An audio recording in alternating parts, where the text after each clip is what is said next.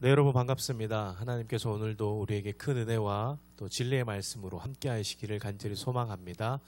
우리 오늘 함께 나눌 말씀은 예레미야서 2장 9절에서 13절까지 말씀입니다.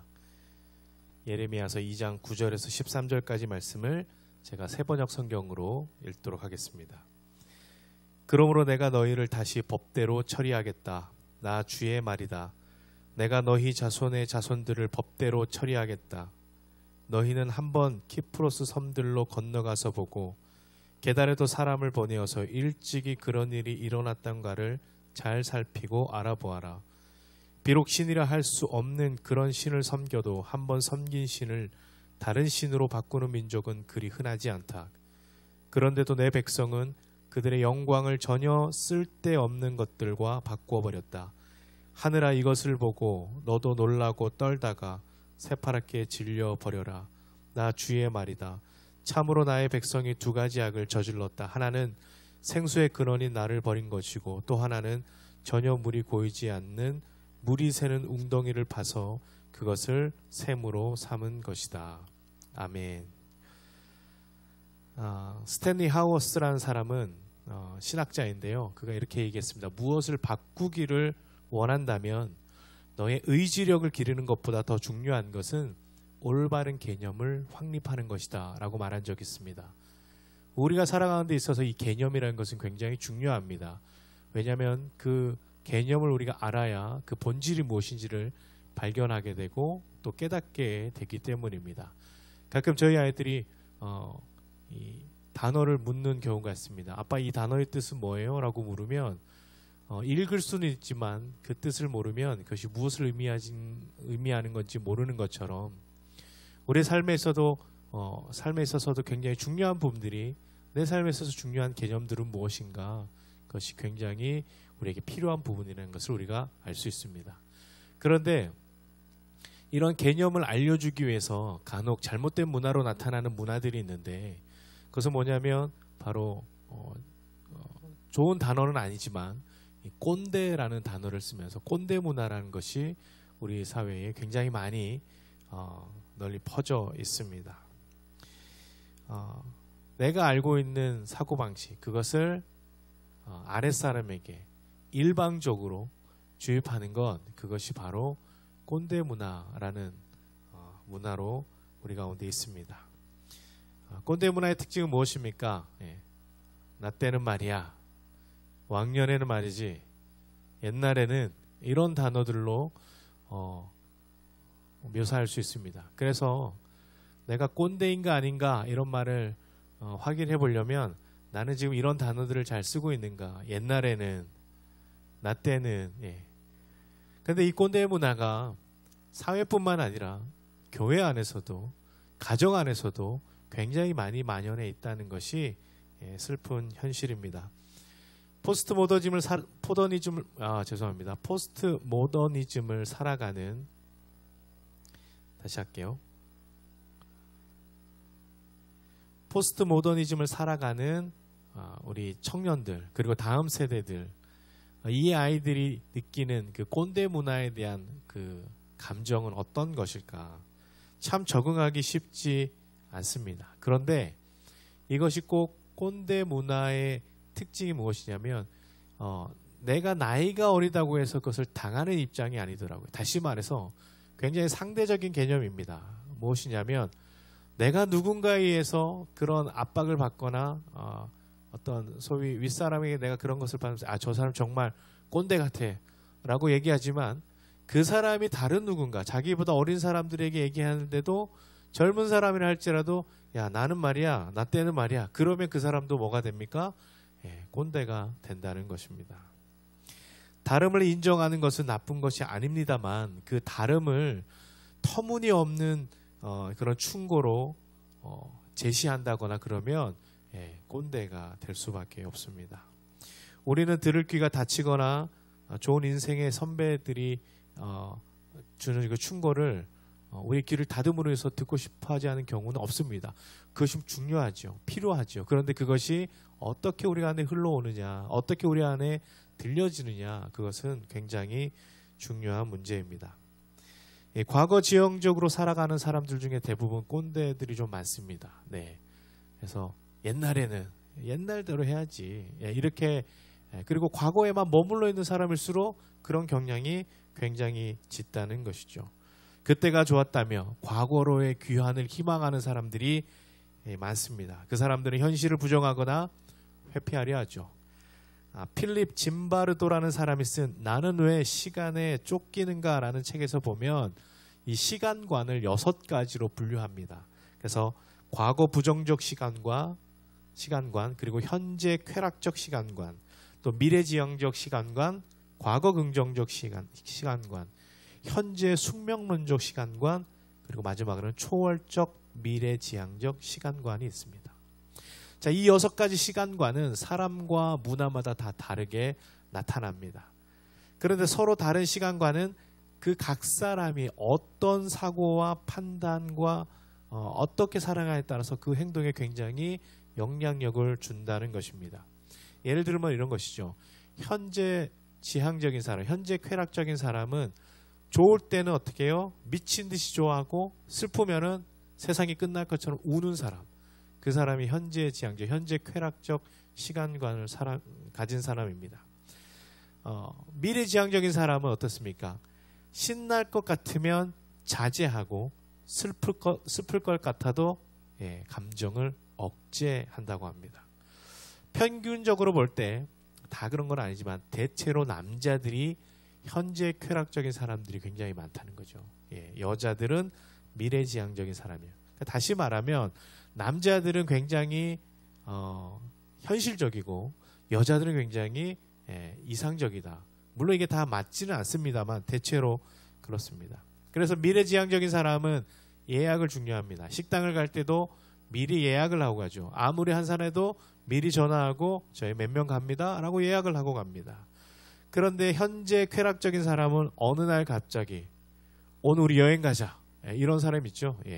그런 사람입니다. 그래서 어떻게 보면 우리 성격 유형 검사인 MBTI로 보면 이 ENFP들이 현재 쾌락적인 시간관을 가진 사람이 많습니다. 그리고 ISTJ, ENFP와 ISTJ는 완전히 반대입니다. 그래서 미래지향적인 사람은 ISTJ, 뭐 하나를 하더라도 꼼꼼하게 체크하고 준비하고 하는 사람이죠. 자, 이 두 사람이 같은 직장에서 근무한다?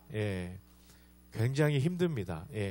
누가 상사가 되느냐에 따라서 어쨌든 한쪽은 힘들 수밖에 없습니다. 예를 들어서 상사가 ISTJ다 그리고 부하가 ENFP면 굉장히 부하가 이게 감당이 안 됩니다. 반대로 상사가 ENFP고 밑에 부하 직원이 ISTJ면 이렇게 답답할 수가 없는 거예요. 아마 공감하시는 분들은 공감하실 것 같습니다. 이게 나라별로 다르대요. 중국과 프랑스나 일본은 굉장히 과거지향적이고 또 저기 브라질이나 멕시코, 중남미 쪽은 현재예요. 그래서 아직 오지 않은 미래를 왜 걱정해? 지금 놀아. 그리고 남미 쪽은 아주 그냥 그런 분위기라고 합니다. 자, 과거지향적인 사람은 꼰대나 시대에 뒤떨어진 사람으로 오해받을 수 있고 현재지향적인 사람은 절제를 모르고 계획성이 부족한 사람으로 인식될 수 있습니다. 또한 미래지향적인 사람은 지나친 낙관론자로 오해받을 수 있습니다. 그러면 무엇이 정답이냐라고 묻는다면 모든 것을 적당하게 하는 것이 정답이 아닐까 싶습니다. 자, 그런데 성경에도 굉장히 과거지향적인 사람들이 굉장히 많이 나옵니다. 물론 과거지향적인 사람들 해봐야 누구밖에 없습니까? 이스라엘 백성들밖에 없는 거예요.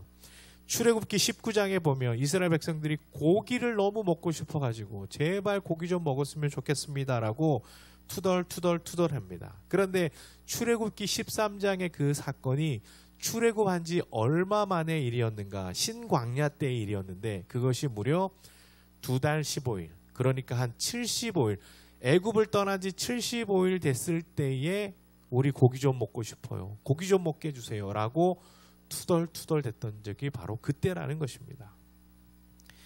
그래서 하나님께서 고기 저희 집도 마찬가지지만 아들들이 많아서 고기를 외치는 이스라엘 백성들에게 엄청난 고기를 줍니다. 메추라기를 보내주는데요.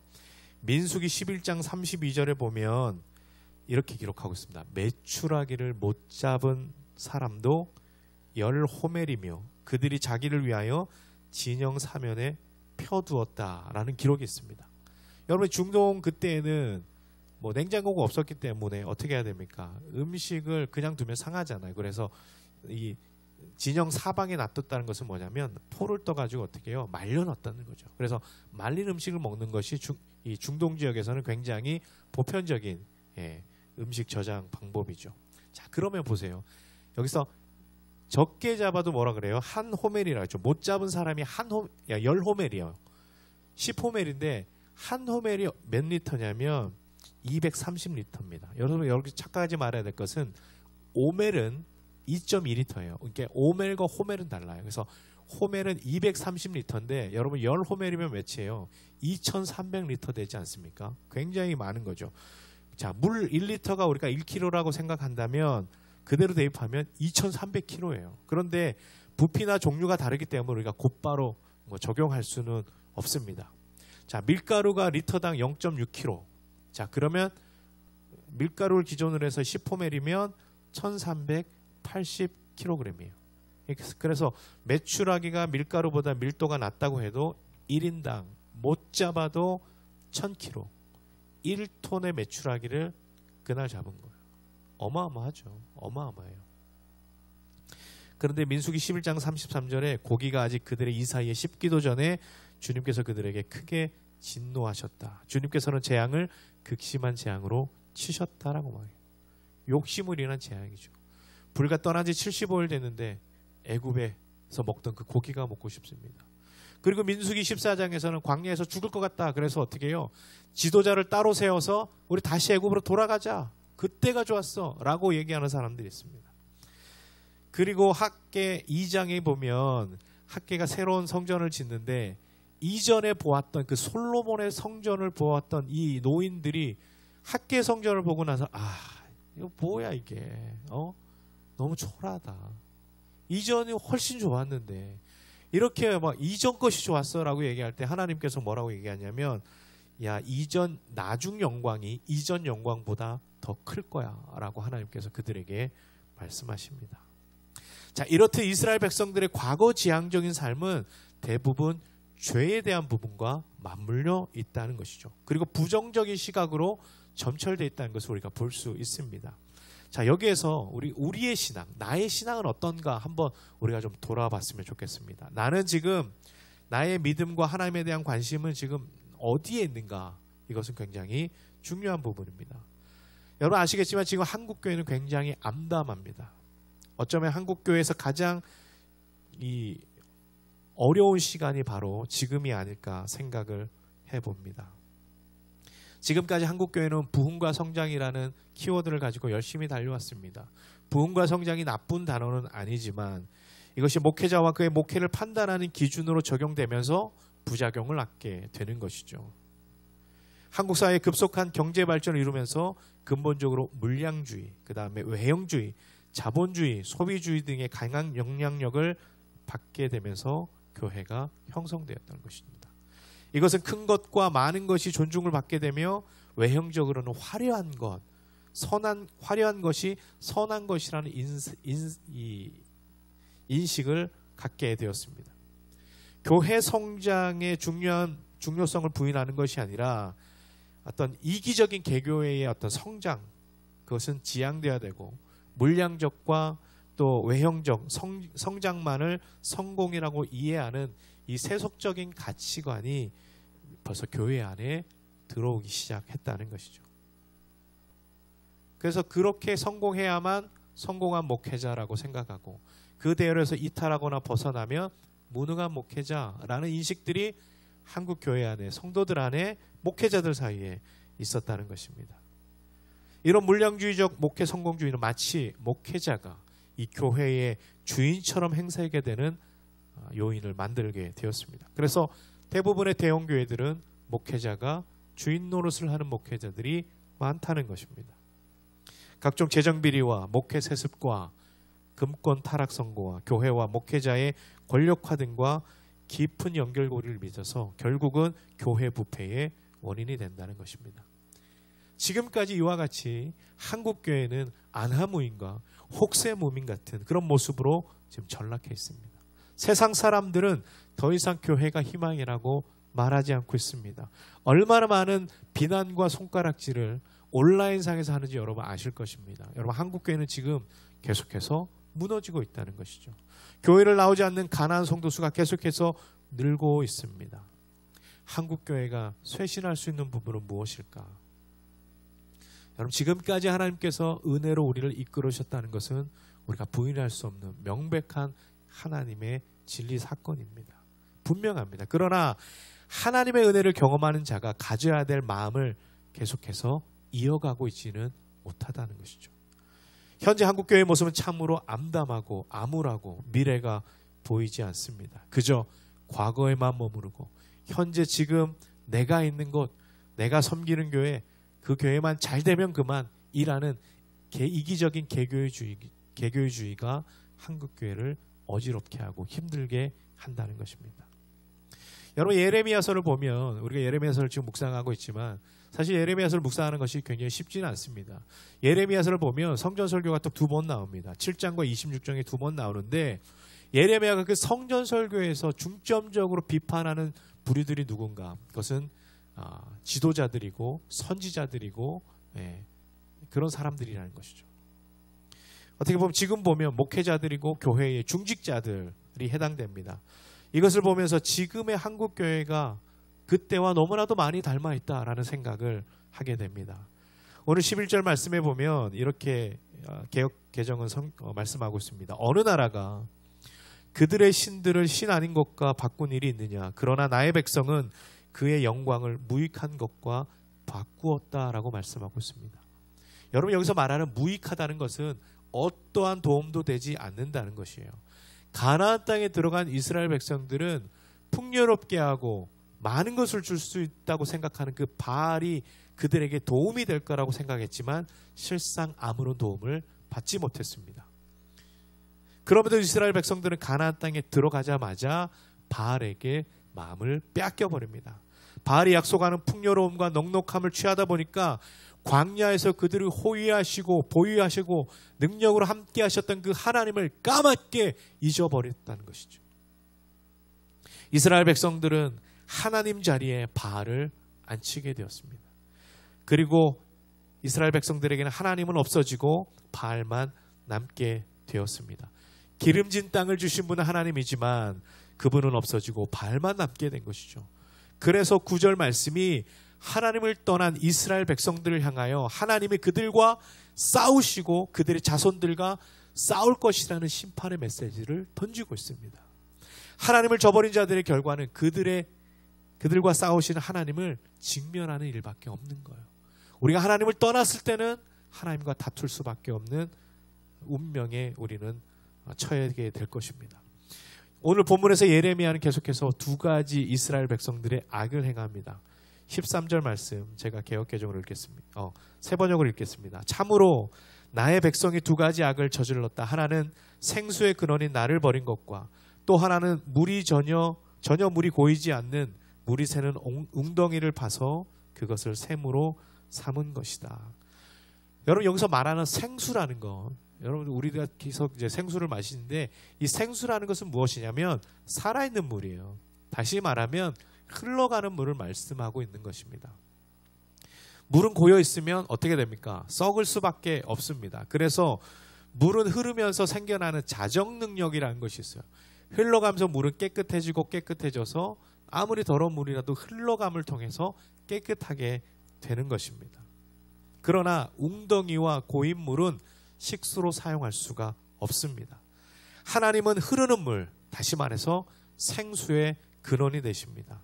하나님께로 가면 생수를 마실 수 있고 목마르지 않은 영생을 얻을 수 있었습니다. 그러나 이스라엘은 생수의 근원이 되신 하나님을 버렸습니다. 그리고 무엇을 했냐면 스스로 웅덩이를 팠습니다. 여러분 왜 웅덩이를 팠을까요? 비가 언제 올지 모르니까 물을 저장해 둘 것이 필요하다 생각하여 그들은 웅덩이를 판 것입니다. 그런데 여러분 이 웅덩이가 터진 웅덩이라고 하나님 말씀하고 있습니다. 그래서 결코 물을 저장할 수 없다라고 하나님은 말씀하고 있습니다. 18절 말씀해 보면 이렇게 기록하고 있습니다. 그런데도 이제 내가 시올강 물을 마시려고 이집트로 달려가니 그것이 무슨 일이며 유프라데스 강물을 마시려고 아시리아로 달려가니 이 또한 무슨 일이냐. 여기서 말하는 시올강은 바로 나일강을 이야기합니다. 그리고 여기서 얘기하는 유프라데스 강, 아시리아에 있는 유프라데스 강을 말하는 것이죠. 자, 하나님께서는 이스라엘 백성들이 터진 웅덩이를 만들어 놓고 물을 얻기 위해서 어디로 간다는 거죠? 애굽과 아수르로 간다는 것이죠. 그 당시 열국으로 보였던 애굽과 아수르 같은 그 열국의 부비부비하면서 어쨌든 살아남기 위해서 애쓰는 모습을 하나님은 지금 보여주고 있는 것입니다.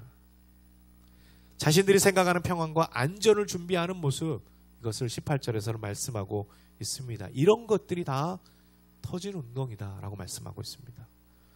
여러분, 정치적으로는 주변 좋은 나라들과 외교를 갖는 것은 굉장히 중요합니다. 그런데 성경에서는 하나님께서 계속해서 선지자들을 통해서 그들과 외교를 맺지 말고 그들과 친하게 지내지 말라라고 말씀합니다. 왜 그렇습니까? 하나님은 물이 나지 않는 곳에서 반석을 통해서 물이 나게 하시는 분이기 때문입니다. 하나님을 의지하라고 말씀하고 있는 것이에요. 그러나 유다는 반석의 물을 구하기보다는 물이 많이 보이는 풍부한 것 같은 애굽 땅과 아수르 땅을 향한다는 것입니다. 여러분, 여기서 말하는 나일강, 유프라데스강, 이 강들의 특징은 무엇입니까? 문명이 발달했다는 것이에요. 이스라엘 백성들이 보기에 와, 저기 보기에 좋은 곳, 아까도 말씀드렸던 것처럼 뭔가 화려한 것, 그것이 곧 선한 것이라고 생각하는 한국교회의 잘못된 생각처럼, 맹점처럼 이스라엘 백성들도 야, 저기 그 문명이 찬란한, 우리와는 전혀 비교할 수 없을 정도로 대단한 저 나라에 관심을 갖고 거기에서 어떻게든 정치적으로 관계를 맺고 살아남으려고 하는 그들의 터진 웅덩이들을 우리는 살펴볼 수 있습니다. 청년 여러분, 우리는 왜 하나님을 믿습니까? 여러분이 믿는 믿음의 본질은 무엇입니까? 대체로 믿는다는 것은 무엇입니까?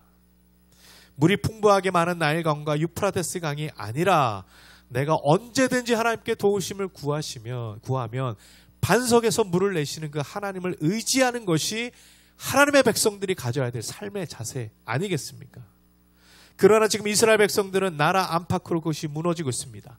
가나안 땅에서는 하나님이 사라져버린 그 자리에 바알을 대체하고 이제는 하나님을 의지하지 않고 열국의 소나기에 그들의 모든 것들을 맡겨버리는 아주 나라 안팎으로 무너지는 이스라엘 백성들의 모습을 우리는 볼 수 있습니다.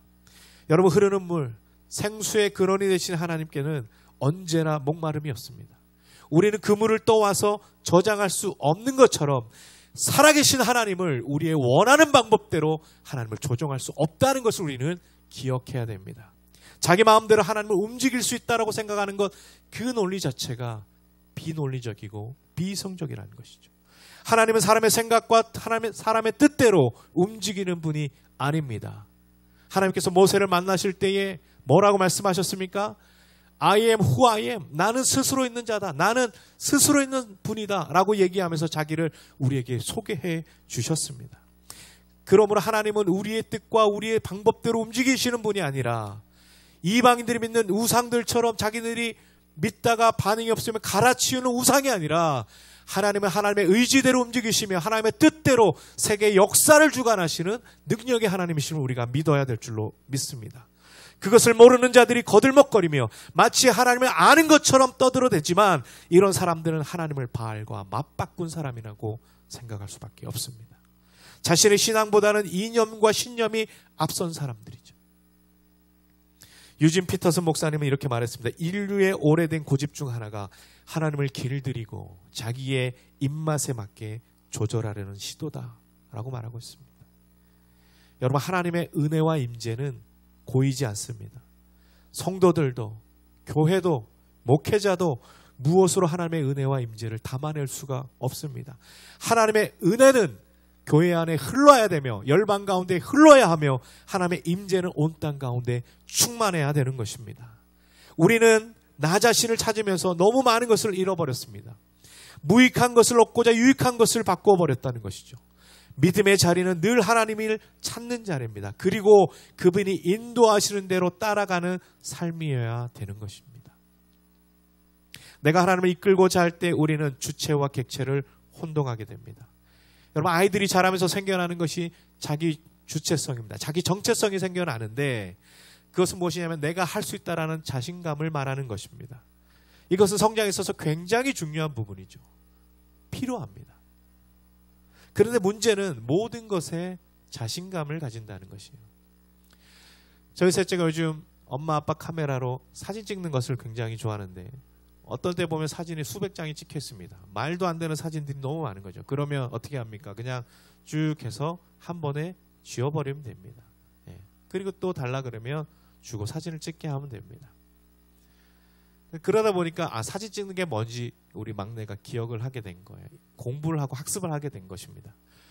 그래서 제가 아끼는 필름 카메라가 하나 이렇게 책장에 이렇게 있는데 어느 날 그걸 보더니 아빠 이거 뭐야? 라고 하길래 그거는 카메라야. 사진 찍는 카메라야. 그랬더니 우리 아들 생각에는 그것도 엄마 아빠 핸드폰처럼 그냥 찍으면 되겠구나. 그러면서 저 카메라 달라 그래요. 자기한테. 자기가 찍어보겠다고. 그래서 제가 이거는 핸드폰처럼 찍는 그런 카메라가 아니야 라고 제가 설명해 줬습니다. 그리고 제가 다시 올려놨죠.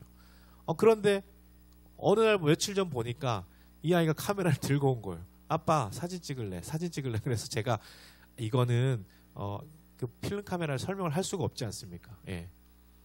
그거에 대한 개념을 모르기 때문에 아무리 설명을 해도 카메라라는 단어는 알지만 필름이라는 거 어떻게 설명을 할 수가 없는 거예요. 4살짜리 아이에게. 그래서 anyway 어쨌든 넌 이걸 할 수 없어. 그래서 제가 높은 데다 이렇게 올려놨어요. 손이 닿지 않는 곳에 올려놨어요.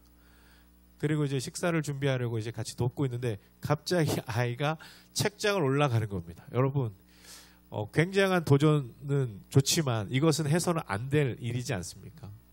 아무리 내가 자신 있다고 할지라도 올라가서는 안 돼야 될 곳에 올라가고 또 하나는 내가 하지 말아야 될 것들에 물론 찍게 할 수는 있죠. 할 수는 있는데 그게 아이가 필름 카메라 찍는 것이 무조건 나쁘다라고 말할 수는 없지만 어쨌든 제 입장에서 아이를 가르치는 입장에서는 아직은 아니다라고 생각한 것입니다. 아무리 내가 할 수 있다는 것 같지만 그것은 소유자의 판단에 따라 그것은 달라지게 되는 것입니다. 우리가 모든 것을 할 수도 있지만 우리가 무모한 자신감을 가지고 내가 모든 것을 주관적으로 주도적으로 할 때 하나님은 당황하실 수밖에 없습니다.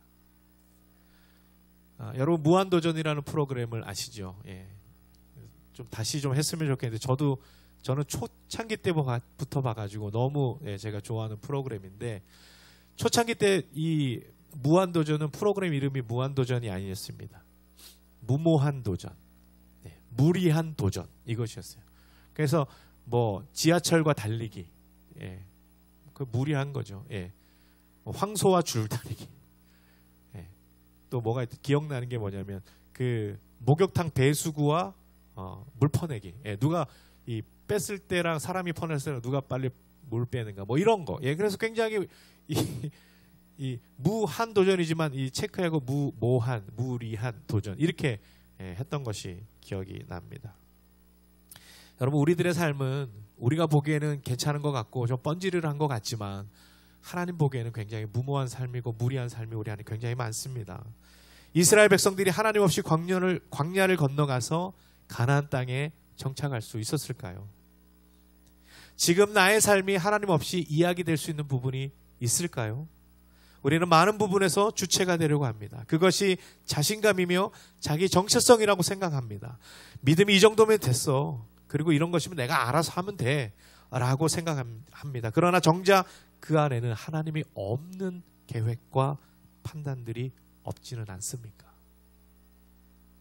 하나님 앞에서 우리의 모습은 늘 그분이 먼저 내 삶을 이끄시도록 내어드리는 겸손함과 성령께서 나를 조명하실 때까지 기다리며 따라가는 순종의 자세가 필요합니다. 하나님은 그것을 원하십니다. 그분이 우리의 삶을 마음대로 휘두르려고 하시는 것이 아니라 시편 103편 14절의 말씀처럼 이는 그가 우리의 체질을 아시며 우리가 단지 먼지뿐임을 기억하심이로다. 그 말씀처럼 우리를 지으신 분이 우리를 잘 아시기 때문입니다. 나는 지금 믿음의 삶을 살아가고 있는지 돌아봐야 됩니다. 이것은 단순히 믿는 것라는 어떤 그런 믿음을 말하는 것을 넘어서 과거와 현재와 미래 시제를 모두 포함하는 구원사적인 삶을 살아가고 있는가를 말씀드리는 것입니다. 내가 어떠한 사람이었는지, 지금 내가 어떤 삶을 사는지, 앞으로 내가 어떤 사람이 되고 싶은지를 우리는 되돌아보고 찾아보고 준비해야 됩니다. 과거의 어느 시점에 나의 믿음이 고정되어 있는 사람이라면 그 사람은 더 이상 믿음의 발전을 취하려고 하지 않을 것입니다. 그 사람은 이미 신앙의 꼰대가 되어서 다 해봤어, 다 받았어 라고 말하면서 버티기로 승부수를 걸 것입니다. 또 나의 믿음을 언젠가 그분이 주실 거야 라는 미래지향적인 사람은 내가 원하는 대로 살아가고 내가 지금 내 뜻대로 마음대로 살아가는 것을 추구하고 있는지도 모릅니다. 여러분, 하나님의 은혜는 지금 나의 삶에 흘러와야 됩니다. 과거에 흘렀던 것이 아니라, 미래에 흘러올 것이 아니라 지금 내 삶에 계속해서 흘러와야 되는 것입니다. 그래서 구원은 계속해서 내 삶 가운데 현재적으로 임해야 되는 것입니다. 지금 나를 살게 해야 되는 것이죠. 예전의 은혜로 오늘을 살 수 없습니다. 그러나 많은 그리스도인들이 옛날에 받았던 그 은혜, 옛날에 했던 그 감사를 내 삶의 노트에 계속해서 반복해서 적고 있다는 것이에요. 하나님의 은혜는 반복되지만 여러분 똑같지는 않습니다. 우리를 향한 하나님의 긍휼과 은혜는 아침마다 늘 새로울 수밖에 없습니다.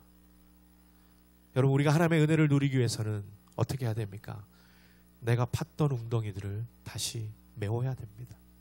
그동안 하나님의 은혜를 고이게 할 그 웅덩이를 팠었던 모든 시도들 속에서, 그 넘쳐났던 그 모든 시도들에서 내가 할 수 있는 것은 다시 그것을 나의 의지를 가지고 메우는 것입니다. 이것이 여러분 결단이에요. 이것이 하나님께로 돌아가고자 하는 신앙적인 결단입니다. 교회에는 출석하지만 찾아볼 수 없는 삶의 증거들, 말씀을 듣지만은 더 이상 그 말씀대로 행함이 없는 모습들, 목회자 성도라고 말은 하지만 세상 사람들과 별반 다를 바 없는, 아니 오히려 그거보다 더 못한 가치관으로 살아가고 있는 그리스도인들이 얼마나 많이 있습니까? 여러분, 내가 지금 메워야 될 삶의 웅덩이들은 무엇입니까? 여러분이 지금 파놓은 삶에 터진 웅덩이는 무엇입니까? 종교화된 믿음을 버리고 하나님을 붙잡고 따라가며 말씀이 내 안에 살아있게 하는 삶이 되어야 됩니다. 그렇지 않게 살다가 생수의 근원 되시는 하나님을 다시 나의 삶의 자리로 모실 때는 여러분 엄청난 노력과 시간이 필요합니다. 이미 내 삶 가운데 자리 잡아버린 나의 생각과 나의 마음의 굳은 살들이 하나님이 내 삶의 주인 되게 하는 것을 원하지 않는 것이에요. 그래서 우리는 의지를 가지고 하나님의 내 삶에 다시 주인이 되시도록 훈련하고 바꿔야 됩니다. 하나님 없이도 충분히 가능하고 내 노력으로 좋은 자리에 오를 수 있다고 생각했던 옛날 그 모습들, 우리의 욕심과 생각으로 막힌 내 삶의 모든 제한된 것들은 주님의 은혜와 임재가 우리의 모든 막혔던 부분들을 뚫을 때에 우리는 더 이상 거기에 매이는 것이 아니라 우리를 자유롭게 하시고 풍성하게 하시는 하나님의 은혜를 경험하게 됩니다. 주님의 은혜와 임재의 물고가 내 심령 가운데 임하게 하여 주옵소서. 광야에서 나를 이끄셨던 하나님을 전적으로 신뢰해야만 우리는 흔들리지 않습니다. 우리의 시선이 바알과 애굽과 아수르에 머무르지 않고 내가 만든 터진 웅덩이를 향하지 아니하고 우리의 가란 심령을 풍성하게 하시고 살리시게 하시는 그 생수 되신 하나님을 신뢰하고 붙잡기를 소망합니다. 이것이 이 시대의 기독교와 그리스도인들이 붙잡아야 될 생명줄인 줄로 믿습니다. 사랑하는 청년 여러분, 우리는 지금 엄청나게 힘든 시대에 살아가고 있습니다.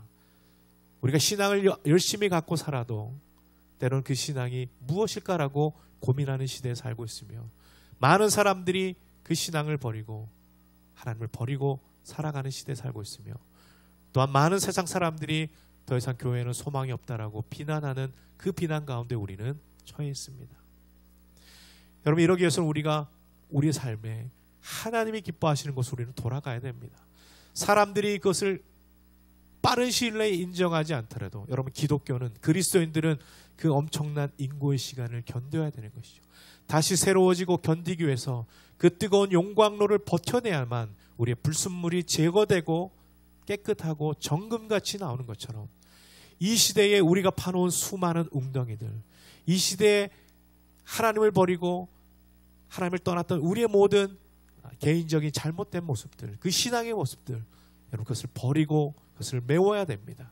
그리고 오직 생수의 근원 되신 하나님께서 하나님 우리의 삶을, 나의 삶을 회복시킬 뿐만 아니라 이 한국교회의 암울하고 무너진 이 참담한 이 현실 가운데 주님이 오셔야만, 주의 임재와 주의 영광의 빛이 비쳐야만 이 한국교회는 다시 일어날 수 있는 그 시작점을 가질 수 있게 될 것입니다. 교회는 그리스도의 피값으로 사신 교회입니다. 여러분, 한국교회는 이 어려움 가운데 있지만 분명히 소수의 거룩한 사람들을 통해서 다시 회복하게 될 것입니다. 하나님을 기억하고 하나님께 돌아오는 자들을 통해서 하나님의 교회를, 또 하나님의 가정을, 이 사회를 훈련시키고 변화시키는 그 일꾼들로 분명히 세워주실 것입니다. 그러기 위해서는 나는 거룩한 삶을 살고 있는지, 하나님이 내 삶의 주인으로 모시고 있는지 그것을 점검하고 체크하고 하나님께로 돌아갈 수 있는 우리 사랑하는 모든 청년들이 되시기를 주님의 이름으로 축원합니다. 기도하겠습니다. 하나님 아버지, 세상에서의 교회는 십자가의 불빛만 많지 여전히 예수 그리스도의 능력과 예수 그리스도의 현존을 드러내기에는 너무나도 부족한 교회의 모습임을 고백합니다. 이것은 성장 위주와 이기주의와 무력과 탐욕으로 가득한 한국교회의 모습을 보여줍니다. 주님, 우리들의 이런 잘못된 모습을 용서하여 주시고 회개하고 주 앞에 돌아갈 수 있도록 하나님 우리의 마음을 움직여 주옵소서. 생수의 근원 되신 주님을 버리고 우리 스스로 살 길을 찾아 웅덩이를 팠던 우리의 모든 죄악과 잘못됨을 회개하오니 주님, 우리를 긍휼히 여겨주시고 불쌍히 여겨주셔서 나무는 베어졌지만 남아있는 그루트기처럼 정말 하나님 이 시대의 교회를 다시 한번 회복시킬 거룩하고 구별된 하나님의 목회자들과 성도들을 준비시켜 주옵소서. 그러기 위해서 하나님의 은혜와 임재를 날마다 간구하며 그것이 우리의 삶 가운데 충만하게 임할 수 있도록 날마다 말씀 안에 걸어가는 우리 모든 개개인들이 될 수 있도록 인도하여 주시기를 간절히 소망합니다. 믿음의 주여, 온전케 하시는 주님을 우리가 바라보며 무너진 우리의 삶의 모든 재단들을 이제 다시 쌓기를 소망할 때에 하나님께서 우리에게 주신 그 말씀만이 생명이고 생명줄이고 소망인 것을 알게 하여 주옵소서. 오직 거룩한 주님을 우리의 삶 가운데로 드러내고 또 우리의 삶으로 배워나가는 우리 사랑하는 모든 주의 백성들 되도록 인도하여 주옵소서. 감사하며 예수님의 이름으로 기도합니다. 아멘.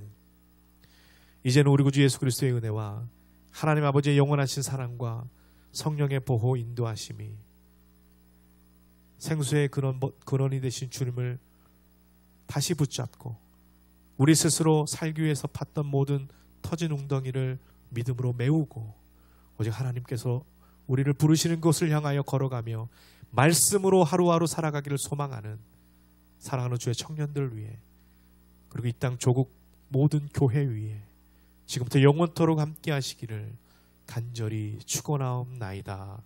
아멘.